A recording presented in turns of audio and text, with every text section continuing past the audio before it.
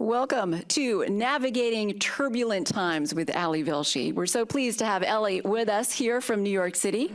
He's going to talk about his new book, Small Acts of Courage, his family history from India, and that other thing dominating the headlines, the U.S. election.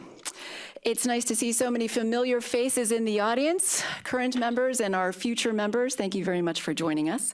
I'm Margaret Conley, the Executive Director of the Northern California Center, and I am here with our team, Christy, Nina, Jason, Evan. You saw us all up here taking photos before. We can't do it without the team, so thank you very much.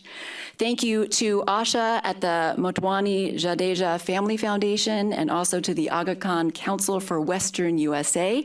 We really deeply appreciate your partnership and the support for this event. For our program format, Ali and Emma are moderator. They'll have a fireside chat for about 30 minutes. They will take audience Q&A, so when that time comes, when MR calls on you, the microphone will come by, say your name, and ask your question briefly so we can get to as many questions as possible.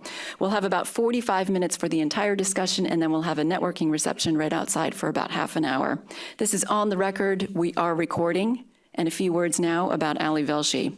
You may have seen him on the air at MSNBC, covering some of the world's top stories from on the ground in Israel, Ukraine, Turkey, Jordan, and Tehran. He's all over the place, and he has won numerous awards, and we're soon going to hear about his personal journey and his new book. He's going to talk about the elections, and Asia Society does welcome all points of view. He's going to talk about the Asian American voters and the spread of disinformation and how to counter that and the state of the world in general. Moderating is MR Rangaswami. He is our local celebrity. He's the co-founder of the Sand Hill Group and the head of Indiaspora. We are so pleased to have these two stars with us. Please join me in welcoming them, and we'll hand it off to MR. Thank you. Good evening, everyone. Is it on? Can you hear me? Hello? 1, 2, 3, 4, 5. Mine's working. 1, 2, 3. 1, 2, 3. Okay, great. Hello, everyone. Welcome to Asia Society's audience here. This evening, we have a terrific celebrity. It's great to interview the interviewer. It's fun as the interviewer to be interviewed. Yeah. This is great. By the way, this is like my Taylor Swift tour. This is my third Asia Society event in like a month and a half or something like this. So I'm a big Asia Society person, and I always feel very at home when I'm at an Asia Society event. So thank you to the Asia Society. And I've been a groupie. I've attended a couple of those myself, and it's been fun. But this is a book. I've got my own autographed copy. For those of you, this will be you can get this after our event. But great book. I want to jump into it, Ali. So your family is fascinating. They lived in India. They moved to South Africa. Then they go to Kenya. Then they go to Canada. And then you come here. Can you just walk us through this around the world in 80 years kind of thing? Thank you, Amar. And thanks, by the way, for doing this. I'm so thrilled that it's you interviewing me. You know, my family is, somebody said this to me just yesterday. They said, what I love about the book is your family is so extraordinary and yet so ordinary. It's actually the story of migration that is the story of probably all of us, our parents, our grandparents, or our great-grandparents. The book has resonated with people not just from who are part of the Indian diaspora or the Asian diaspora, but with Jews whose parents were escaping pogroms in Eastern Europe or in Russia, with Italians and Portuguese. I mean, it's the story of why anybody leaves anywhere. Because we all think so nostalgically of the place we came from, or our ancestors came from, except someone decided to up and leave. And why did they do that? In the case of my family, it was India in the late 1800s. And India, before the British took over as colonists, India was almost 1/4 of the global GDP. China was the other 1/4 of the GDP. India and China together controlled half of the world's GDP. When the British left India in 1948, it was 2% of GDP. So that's what colonialism does. Colonialism is a fantastic thing as long as you're the colonizer. So what had happened in India in the 1800s is that there were a series of droughts.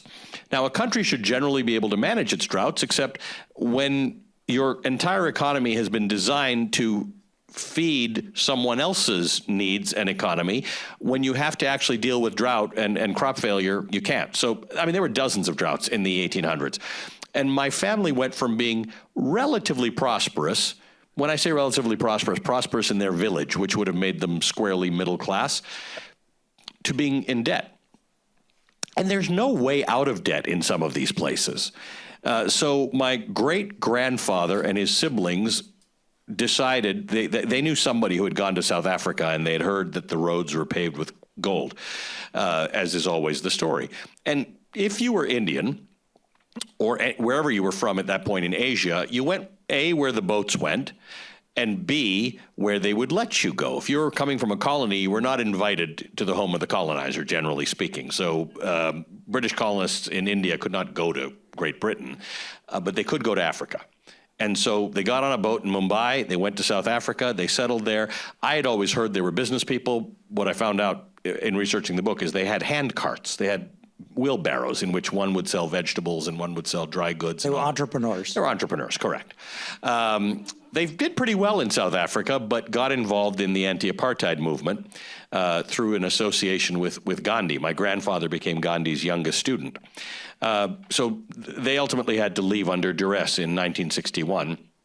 They went to Kenya, where the British flag was just coming down. They got to see the dawn of democracy, their first democracy ever, in Kenya, and things were going swimmingly. That's where I was born. Things were going swimmingly, except there was this other tide of anti-Asian sentiment, which we can discuss later, but it was sweeping Africa, and they were not going to realize their potential there either. So finally, they ended up in Canada, where they get very, very involved in politics and sort of taught me everything I knew about politics and motivated my career in journalism. And then ultimately, my parents are still there. They've been in Toronto for 55 years or something like that. And I ultimately moved to the United States in 2001, and I became a citizen 9 years ago. Fabulous. There's a story that you talk about swimming at the sharks. What was that all about? And it wasn't you, I hope. It was not. I can't swim, actually, which is why I found this story, as I was researching it, remarkable. My great-grandfather crosses over, gets on a boat in Mumbai, comes to South Africa. The Boer War breaks out. So this is the British colonials, the British government fighting the Afrikaners. Now, if you were not white, and there were lots of Asians in South Africa, by the way, mostly Chinese, some Japanese, and the rest Indians.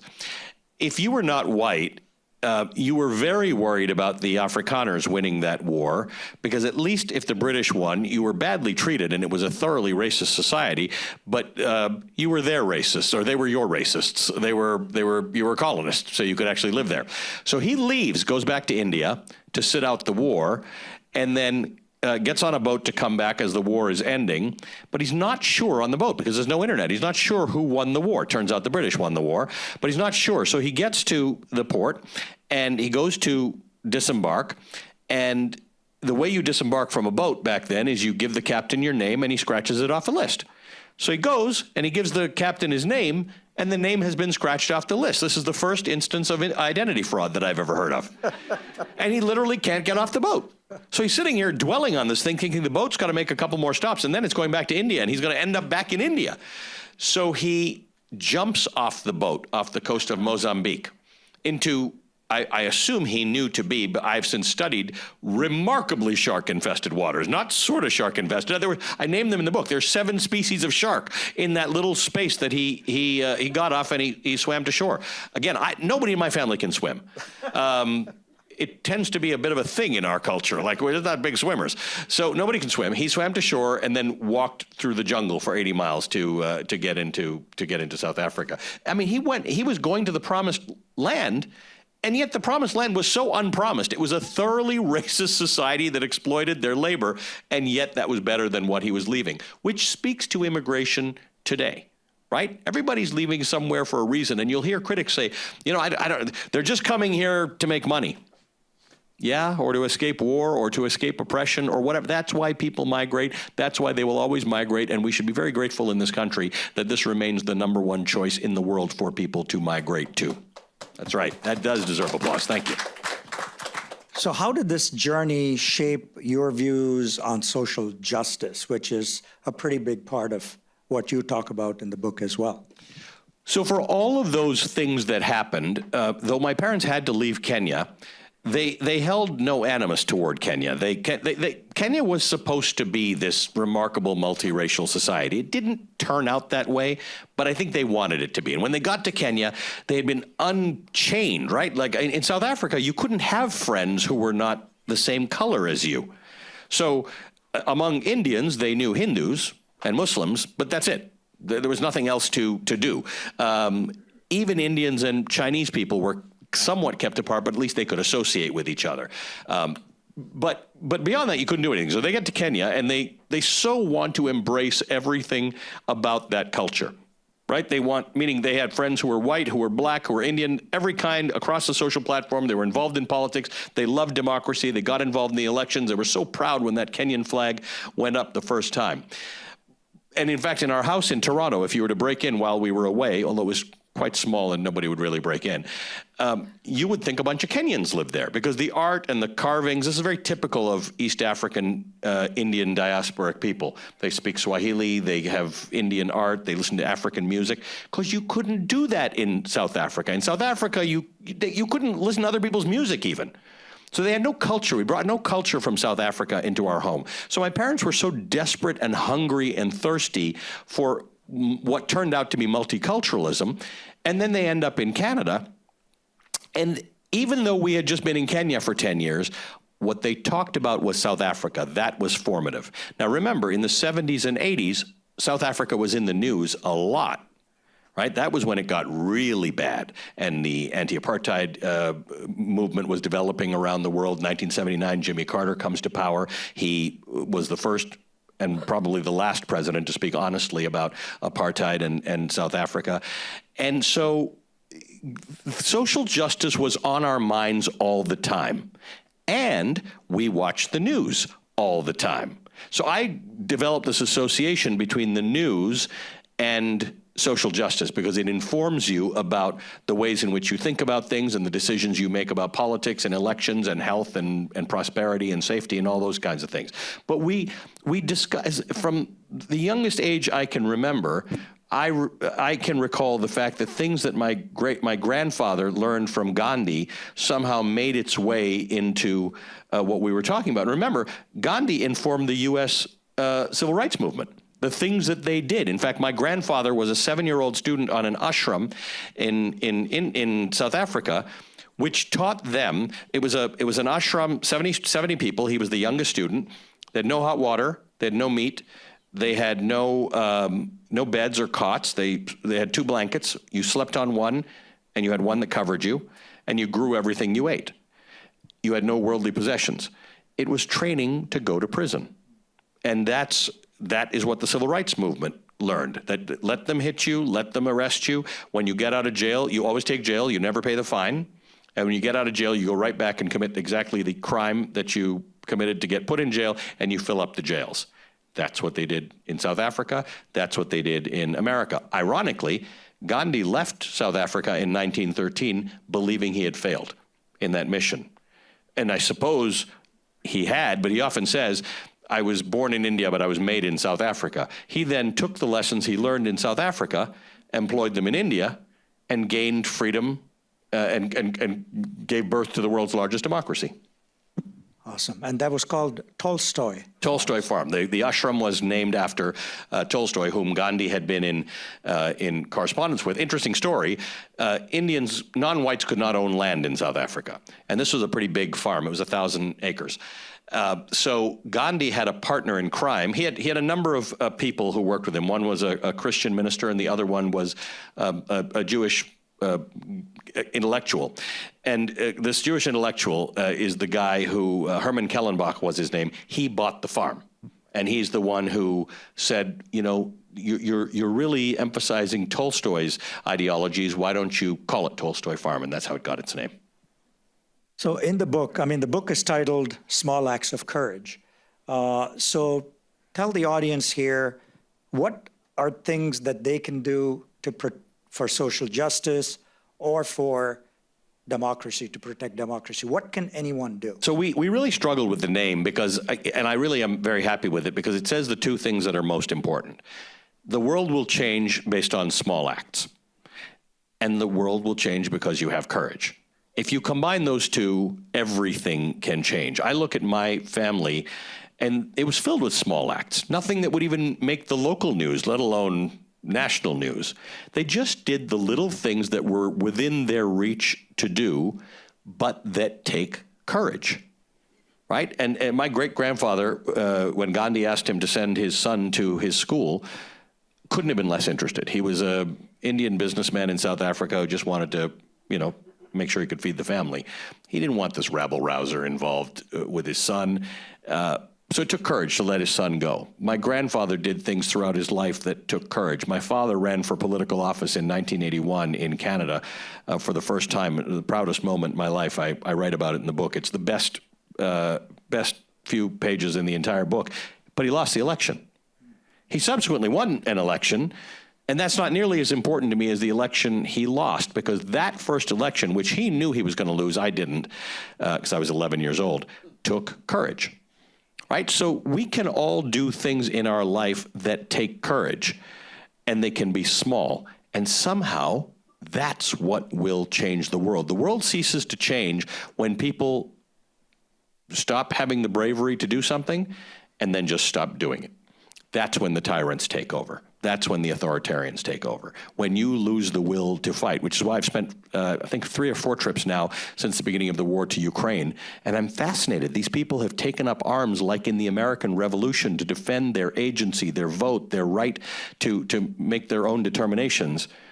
Because when you lose it, you really, really lose it. And we're not there, MR, in America, but we're going down that road.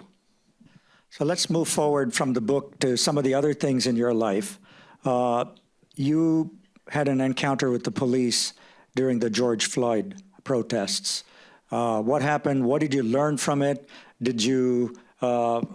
How did you act in that moment? So it's kind of funny because I write about protest a lot in the book. I'm very pro-protest, and I'm very, very clear, and I have been very clear in my reporting that while I do not support violence, there have been some protests in history that have turned violent because there were no other choices left to the protesters. That continues to happen today. But when people say, well, what are you talking about? That's justification. I said, anybody remember the American Revolution? That was a protest that turned violent. To some remarkable ends.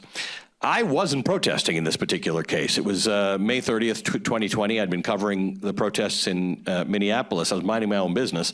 And suddenly, on a very remarkably peaceful protest, and Donald Trump and I have disagreements on this all the time because he keeps talking about it. He keeps bringing it up. He brings it up in his rallies now. If he's got a Saturday night rally, he'll bring it up.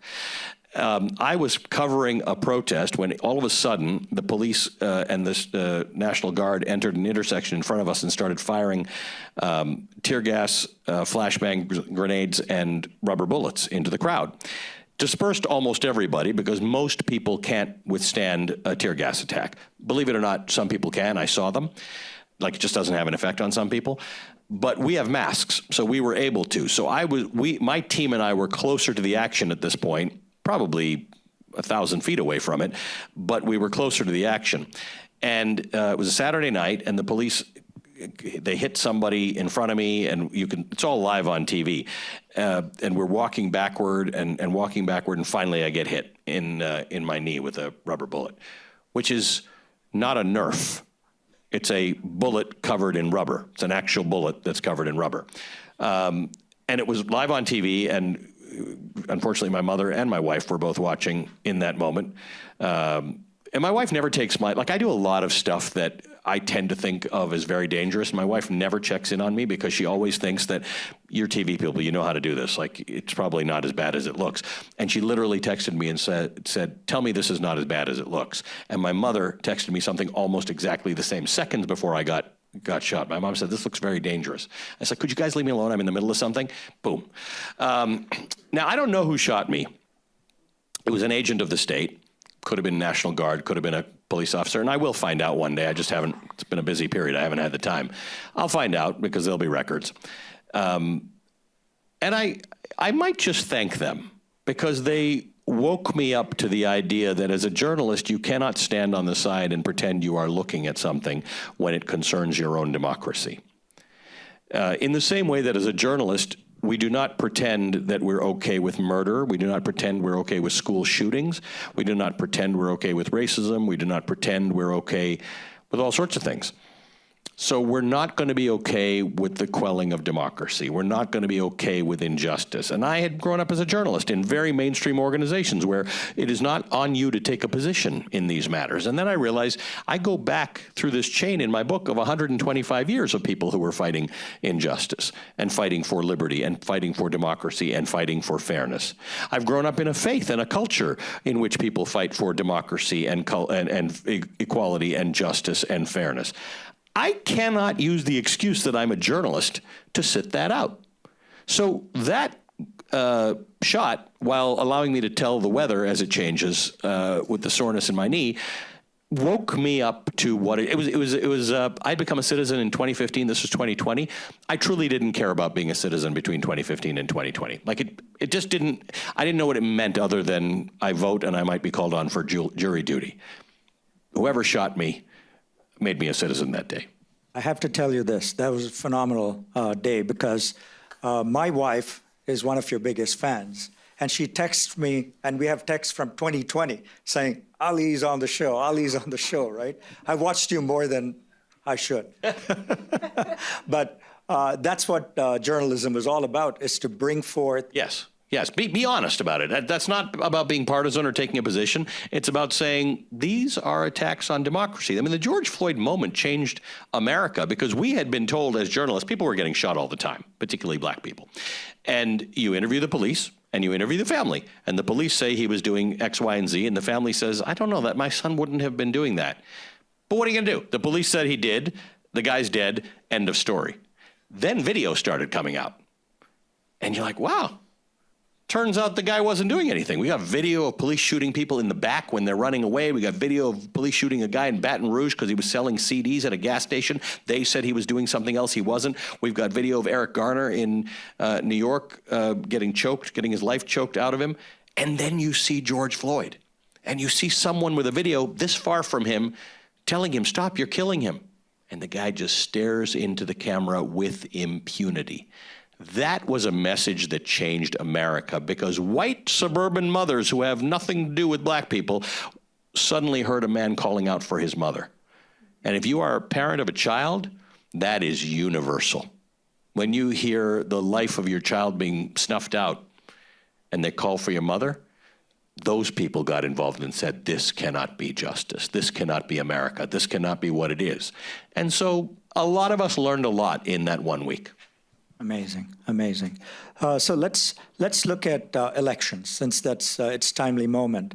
This year, 60% of the world's democracies voted. Yeah, that's the most election-y year in the history that we know of. So talk about the groupings of countries and what happened, and then we move on to the U.S. So we take one big chunk out because a couple of those elections were in places that have elections, but they're not democracies, right? So Russia and Iran get taken out of that mix. I'm kind of surprised because Putin only got 77% of the vote, which is like, come on, really? But let's go through the world and think about some of the amazing elections that took place, about which we didn't have much hope. India is a place that on some level, on the democracy scale, has been largely going the wrong way for several years. Lots of great things are happening in India. I was in India a few months back. There's a lot about India that's fantastic and changing, but democracy is not on the rise in India. This last election was a shot across the bow. It was not an overwhelming victory for the forces of democracy against authoritarianism, but it was a lot more than everybody thought it was going to be. So that was pretty impressive. Let's go to South Africa, another place from which my ancestors hail. The ANC has been in power since the end of apartheid in 1994. But as is often the case when somebody rules for a long time, they start to lose their edge, and things were going wrong. They had made some promises like Modi had made in India about how life was going to be, and life has not turned out to be like that in South Africa. So they lost their majority for the first time since the end of apartheid. Now again, I like the ANC a lot. This was Nelson Mandela's party, but they are ruling ineffectively and needed a wake-up call. France nearly elected a neo-Nazi party. And the far left in France, if you think the far left in this country is disorganized and disunited, in France they hate each other. They are divided into factions that have nothing to do with each other. They hate each other far more than they hate the far right. Except this time. They realized that we don't actually hate each other more than we hate the far right. We really hate the far right. France was occupied by the Nazis. Like, this is not a joke. They had people taken from their country and exterminated in camps. This is not something to play with. So they, in the last moment, made a decision to come together and avoid having a neo-Nazi. And I'm sure somebody's going to gripe at me for using that term. They're neo-Nazis. I'm not going to be sensitive and delicate about what racists actually are. Then you move to the UK. Slightly different story. The UK Conservatives were just sort of bungling, right? I mean, I've lost count of how many prime ministers they've had in the last 2 years or something. I mean, so they were going to get thrown out probably, but they ended up electing Keir Starmer, not a very well-known guy. Labour Party has not distinguished itself all that well in the UK lately, but even the UK said, we're done with this nonsense. You guys go sit in a corner and figure your stuff out, and then you can come and run an election another time. But for now, we're going to do something else. Because really, UK's been on a downturn since deciding to exit the EU, since Brexit, which is interesting because Brexit happened just before the election of Donald Trump in the United States, right? It was the canary in the coal mine that said, let's be isolationist, let's worry about, let's worry a lot about immigrants and immigration. The funny part of this, Mr., is that all of us in the Western world are suffering from negative replacement rates, right? We just do not have enough people to replace the people who die in our society. So everybody's struggling with how to deal with this. You can't cause people, there used to be baby bonuses. I think Trump and Vance are talking about baby bonuses now.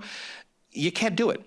Hungary, which hates immigrants more than most countries, for interesting reasons, by the way, and part of that is that their language is completely divorced from every other language in the region. So when the Ukraine war broke out, I went to Hungary, and I was there on the platforms in Budapest as Ukrainian refugees were coming in from the far eastern end of Ukraine.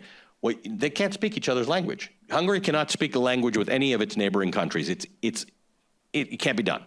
Hungary shares a language with 2 other countries, and none of them are close. So Hungary really worries that if immigrants come in, it will eat away at their language, which will eat away at their culture, and then their culture will die. So they have instituted a policy that says if you have 5 children in Hungary, you will never pay income tax again. Wow. No one took the offer. Nobody's having 5 children in the developed world. It's just not going to happen. That's a pretty good offer. You said, wow, because it's actually it's a pretty good offer. No income tax or 5 kids. So I'm not take my income tax. Here's my tax return. Knock yourself out. So that's the weird thing is that the UK and Western Europe all got crazy about immigrants. But the US also gets crazy about immigrants. The difference in the United States, though, is that integration in the United States and Canada is outstanding. This city, you have Asians here who are 8th, 9th generation. As long as there's been in America, they are police officers, judges, they're in government, they're lawyers, they're everything in society, every piece of society. That's not always the case in Europe. It tends to be people live in ghettos, they are isolated, they are aimless, they are unemployed. The scourge of the world is boys who do not have jobs, right? Because they can be recruited for anything. They didn't do a great job of integrating people, and that's a lesson Europeans are learning right now. But we actually did a much better job. Not perfect, but we've done a much better job. You can find success in this country if you come from somewhere else. And yet we are going through this moment of anti-immigration frenzy. Now, some of you saw this with the COVID-era anti-Asian stuff, right? People died as a result of that. I'm touching much wood that we don't hear that some Haitian immigrant died because somebody decided to take them out because of stupid things that get said about them. We are really doing this. Somebody said, a presidential candidate said the other day that if he doesn't win, it'll be the Jews to blame. This is 2024, and we're using rhetoric that was happening in 1930. And you know why we're doing it? Because it worked.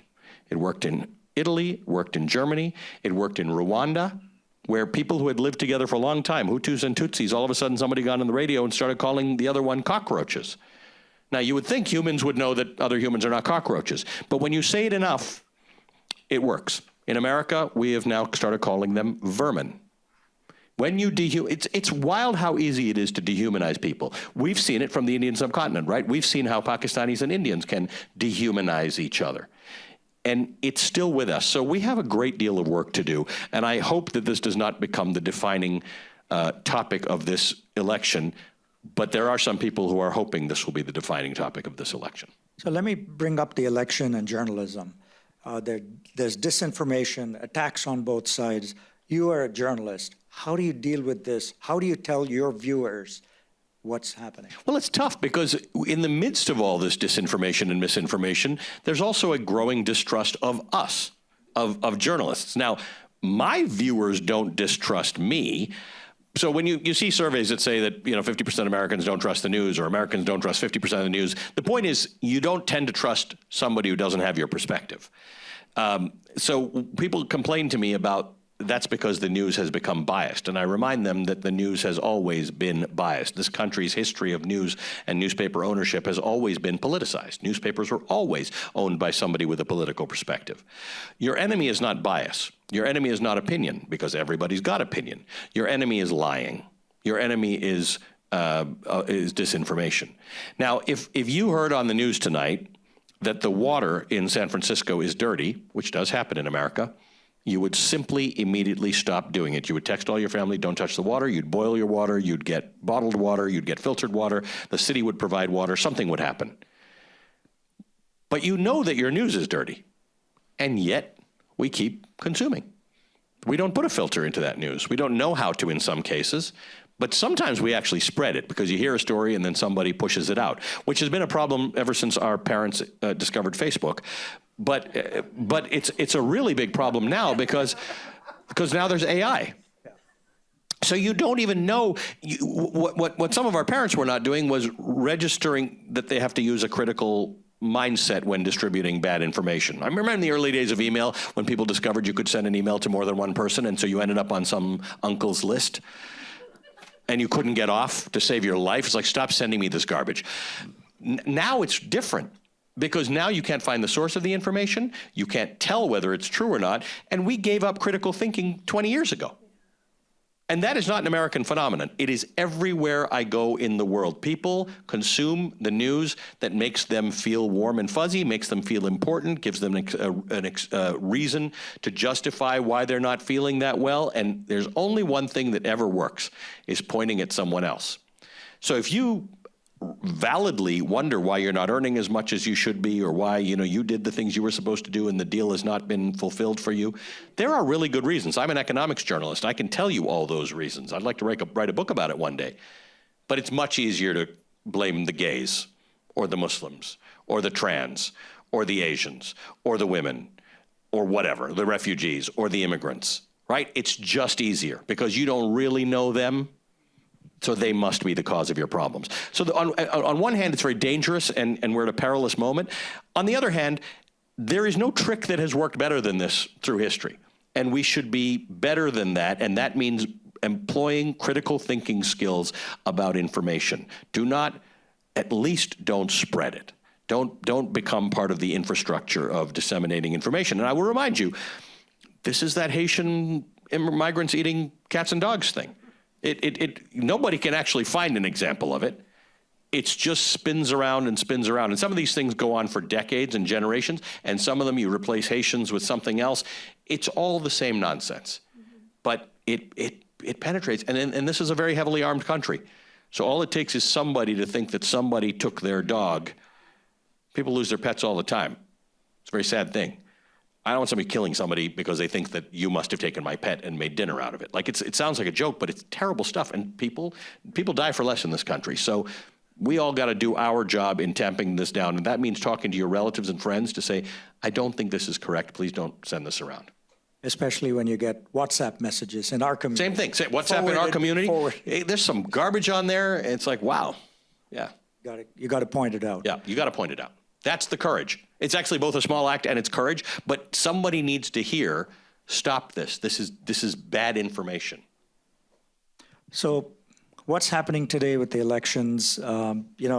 We spent some time a couple of days ago with Karl Rove on the Republican side and James Carville on the Democratic side. And I was sure as a result of that, you were going to tell me that you had some sort of insight as to how the election was going to go from them. Absolutely. Spending an hour with them, the grand prediction was too close to call. Yeah. So wild, right? So I think we have to, here's the thing I would say to people. We've all been duped lots of times. So we need to start, let's be critical thinkers. Let's learn to be critical thinkers tonight about the election. Number one, national polls can tell you about how things are trending. They do not tell you about what the result of the election is going to be. In part because they're representative, which means they don't cover everybody, and in part because people are not entirely honest, and in part because there's no national polling that correlates to voter turnout, which correlates to popular vote, which correlates to electoral college. There's just too many steps. We do not have sophisticated enough polling to determine electoral college votes. So then you get narrowed down to, let's call it 8 or 9 swing states. The map keeps on changing. Then you look at the polling in those states, and what you see is that Joe Biden was behind Donald Trump in almost all of them within the margin of error, generally speaking. There are a couple of exceptions here, but generally speaking, he was behind Trump uniformly, but not enough to determine who would win in each case. Kamala Harris is now as far ahead of Donald Trump as Joe Biden was behind Donald Trump in almost all of those states, also within the margin of error, which means no one has escaped the margin of error. You'll see one poll here or there that'll show that somebody has exceeded the margin of error. We don't trust one poll. We don't trust one poll as a moment in time. We usually want 3 polls, and we want at least 2 in succession. So in other words, you want 3 polls twice, or 3 polls 3 times. So number one. Number two, forget all of it, because the only vote that matters in this country is yours. The only one you can control is yours. You might be able to control those of 3 or 4 other people. So I don't want to hear from anybody they didn't vote. And I understand that there are real reasons, and people have told me at every stop why they don't feel like voting. And I hear those reasons, and I recognize them. I just want to remind people not voting is half a vote for the candidate that you're also not voting for. So keep that in mind. But whatever. I think people who conscientiously don't vote are different than people who decide I'm not involved. You don't have a right to not be involved. Your ancestors didn't give you that right. The people who fought for this country didn't give you that right. The people who were enslaved in this country didn't give you that right. You don't have a right to disengage from the process. Now, assuming you vote, that's the price of admission for citizenship. You could be doing other things, small things, making sure other people vote. I write in my book about my dad's elections how we provided transportation for people. We fed them coming and going. Like, we'd feed them on the way to the poll, then we'd feed them after, because we're Indians, But I think of that as remarkable democracy. Somebody out west, some legislator had said, it's gotten to the point that voting is so easy in this country that a college student can just roll out of bed and vote. And she meant that as a criticism. And I'm thinking, that's amazing. A college student can just roll out of bed and vote? That's the way it should be. Right. That's the way it should be. We are one of the only Western democracies that causes people to have to register to vote. You are assumed to be registered if you are a citizen in most countries, including in Canada. Why should getting citizenship is a hard process. Why do you need another process to register to vote? So I want people to understand that you can't calculate how this election is going to go. You can only do your part, but make your part more than voting. Make your part helping somebody else to register, making sure they're registered, making sure they know where to vote. I spent a lot of my time in Philadelphia where they make it hard to vote. Like, if you want to vote absentee, you got to put an envelope inside another envelope, and the signatures on both envelopes have to be signed, and they have to be licked a certain way. And if it's Wednesday, it's not going to work. It's ridiculous. Georgia has decided they're not using voting machines to count. They're not using automatic ballot counting. Pennsylvania keeps changing its rules. This election is not. Last election was 12 days before we knew the result. And that was just counting problems. This is going to be court problems. And I want you to remind everybody who tells you about problems in voting in this country that we essentially have none. That last election was the safest one we've ever had, and they are really, really, really safe in this country. This nonsense, somebody said in a presidential debate, these people, they come to this country, they don't speak English, some of them don't even know what country they're in, yet somehow they manage to vote. They manage to get through all that and vote for a candidate, and then they go back to not speaking English and not knowing what country they're in. This is nonsensical. We do not have a problem with non-citizens voting in this country. It's just not an issue. We do have an issue with attempts to vote by non-citizens. Let me tell you why. Because wisely, some municipalities allow non-citizen voting because they feel we have a city that has a lot of non-citizens in it, but they are part of this place, so we don't mind them voting. They have a say, it builds civic engagement. Some of those people then go and try to register to vote in a state or federal election. Almost all of them are found out before that happens because we have secretaries of state, we have robust procedures. Illegal voting, fraudulent voting is just not a thing in this country. It happens on a very small basis, and it hasn't, in no case has it come close to changing the outcome of an election. So this election is going to be about voting, not about polling. And I like Australia because everybody has to vote. You get a fine if you don't vote. You get a fine. Now we're open up for Q&A. Can we get some brief questions from the audience? I'm sure there's a hand up there in the last row. Is there a microphone? Or you shout it out. Be brief. Yep. Sure, absolutely. So thank you, Ali. And I'm going to buy your book. I'm really intrigued about this. Oh, we're going to get you, Mike. Okay, great. Oh, great. Excellent. All right. Thank you.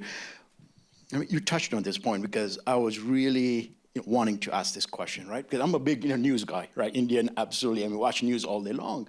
But over the last 5, 6, 7 years, right, what I'm trying to find out is every channel I go to, Fox, NBC, CNN, ABC, whatever, it's biased news.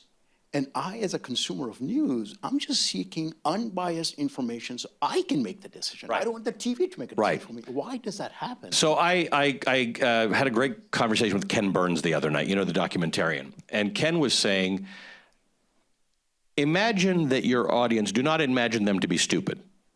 Imagine them to be ignorant of the topic and yet curious about it.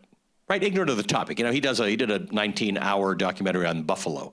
I mean, I know what a buffalo looks like from a picture, but I'm generally speaking ignorant of the topic, but I'm curious. So that's number one. Number two is, as a consumer, you're right, but I'm not sure that we're going to fix the media industry because the way it operates in terms of feeding people who like what they hear is very profitable, and it's a shrinking industry, right? We're in the dying moments of the mass media industry. What you as a consumer should do, I write about this in the book, is triangulate your information, right? How does a cell phone, when the police are looking for a perpetrator of a crime or a victim, they triangulate. They say this is their last known spot. The way you triangulate it's physics, right? You need 3 spots in space. So your phone hits 3 towers, and I can tell you exactly where you are in the world. Do that with your news. If you get a piece of news that seems so shocking and outrageous, and you're only seeing it on this station, we're all brought up in the same system in the news industry. We would know if it's a big story, check somewhere else to see if it exists. Now, there are biases in the news which mean some organization will cover a story that another organization will not cover. That's a bias of curation. And that's why you choose this news station versus that news station, because you like the way they curate, like the way they choose. So you'll choose my show because I curate around, these days I'm doing Project 2025 every show. I have a banned book club. Some people love that. I talk about climate a lot. I talk about reproductive rights a lot. So you'll just think that's a good, but it doesn't mean that doesn't mean make me politically biased. It just means someone else's show will concentrate more on electoral politics and legal issues facing Trump or whatever. That's not the bias I think you're worried about. You're worried about actual bias within the story. The only way you get away from that is you consume more information, which is really hard because you're busy and you have a job and you don't want to read 3 news stories to see what's true. But unfortunately, at the moment, that's the only choice. You've got to have the ability, and I do that myself. I read sources that I know to have different opinions, to try and determine what got left out of this story. What did this one say? I understand the bias of both of them, but did this one miss any information? Did that one miss any information? And now do I have a fuller story? It's hard work. You shouldn't have to do it, but in the moment you do. Next question, please. Don't be shy. Right here, in front. It's become obvious that looking at Afghanistan and Iraq, that we spend vastly more money in the United States on security and military than we do on diplomacy or governance. If that were to change, would that help? And is it possible to change that? Well, here's the dirty little secret. We have an under 4% unemployment rate and the fastest GDP growth of any developed country in the world because we're building material for 2 wars.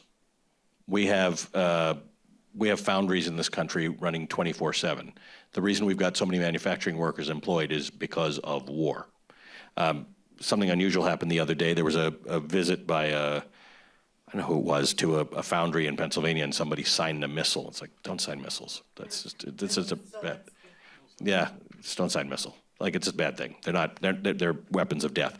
But my point is, it's very, very lucrative. America has built a very, very lucrative operation, right? You can have views about what the United States does in terms of funding other countries and their military activities, but we sometimes forget the end of the sentence. We are funding them to buy our military equipment and material and arms and missiles.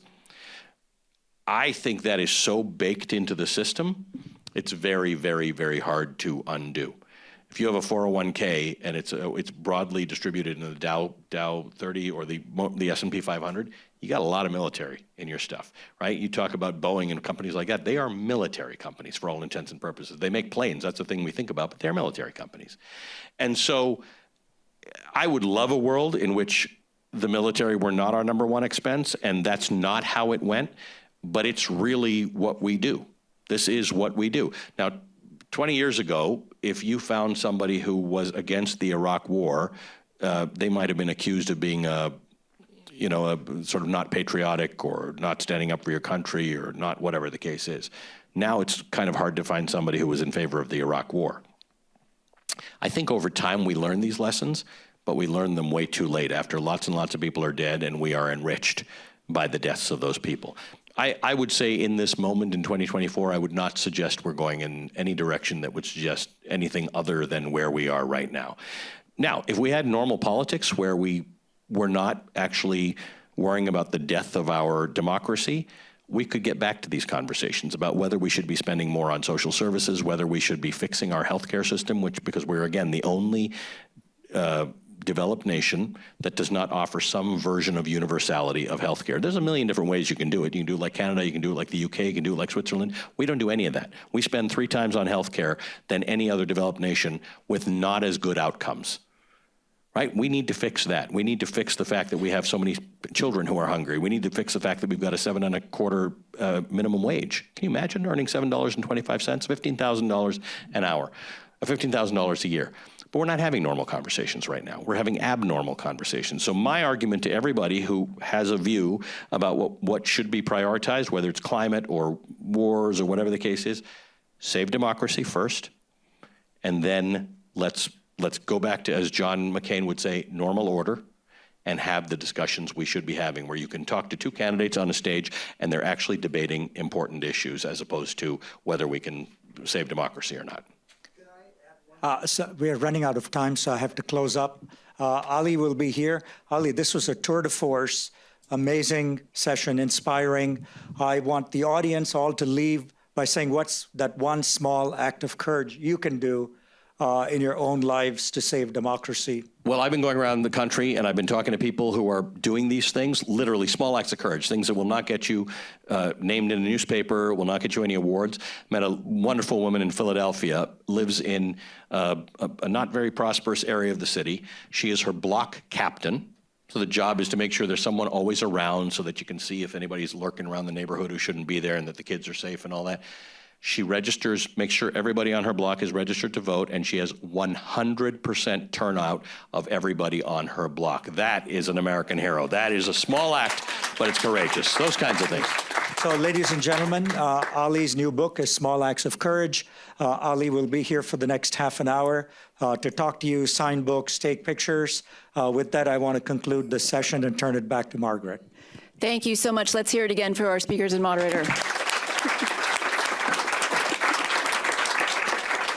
Please do go and get that book. Thank you to our team. Thank you to the Motwani Jadeja Family Foundation, to the Aga Khan Council for Western USA.